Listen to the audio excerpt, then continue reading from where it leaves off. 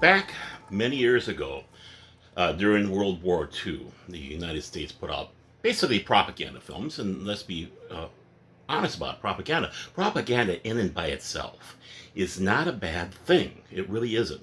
It's how you use it. We use propaganda all the time because we're trying to promote what we believe and bring it out there.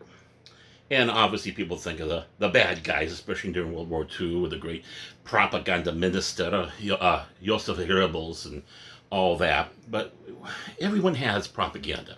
It's how it's used. America had its own. It was called Why We Fight. And Frank Capra, I believe, was the one that helped do these. Of course, people know him from such things as Miracle, not Miracle, but the James Stewart film with the angels. I always have It's a Wonderful Life. That's the name of it. Yeah, I'm one of the few people out there probably is not as enamored with it as others. Yeah, you kill me later. Send the nasty emails to me about that. But it's apropos, especially in these times. Why do we fight? Why are we in fandom fighting? What is this about? And we're tired of seeing what we grew up with, what we helped build. And yes, we did help build this by being those old time fans. These old time fans now are being mocked and jeered at and told we're no good, we're not needed, we're worthless, we're crap.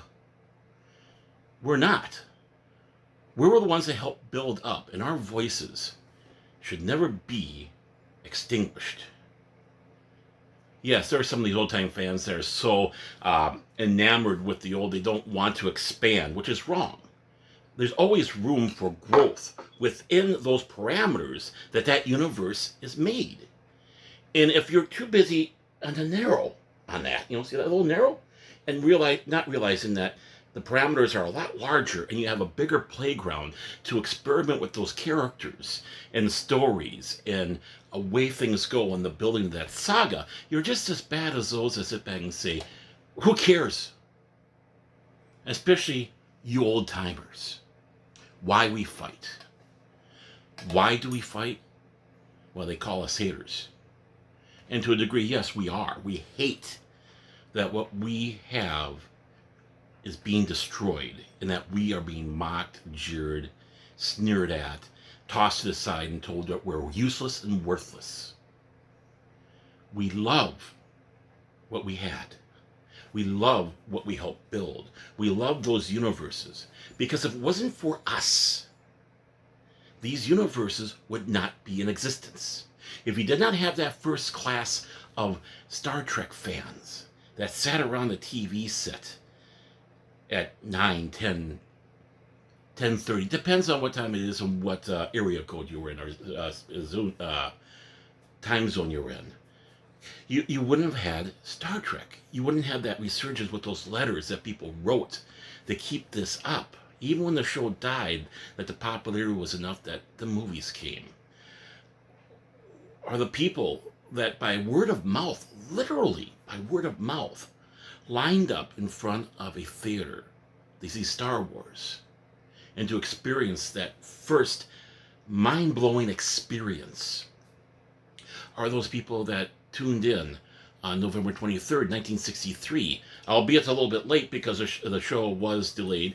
Unlike what they want to try to sit back and say about the Kennedy assassination, it was actually a football or a soccer, I believe, tournament or something was going on with sports-wise that delayed it. And had enough of a response that they re-aired that episode later so people could fully enjoy it because, well, people tuned out. It's like, oh, this is still going on, why should we watch it? And they hung in there. They hung in there for over 3 seasons. Going to a 4th season, and an actor change, and then another actor change, and watching that universe within those parameters grow and expand. Those of us that watched sets that were of cheap plywood and cardboard that virtually were falling down, enjoying these stories. If it wasn't for us, you wouldn't have what you have today. We remember those days. We love what we had. And yes, we're disgusted by how it's been twisted in these days. This will be a first intro, you might say, to a whole series of Why We Fight. So expect more as I continue on, just like those great propaganda films of World War II, as they did that virtually every year until the war ended. And I hope that this war does end and I don't have to do a video like this again. From the mighty offices of the great estate of Tagge Manor, this is Baron Tagge. Take care.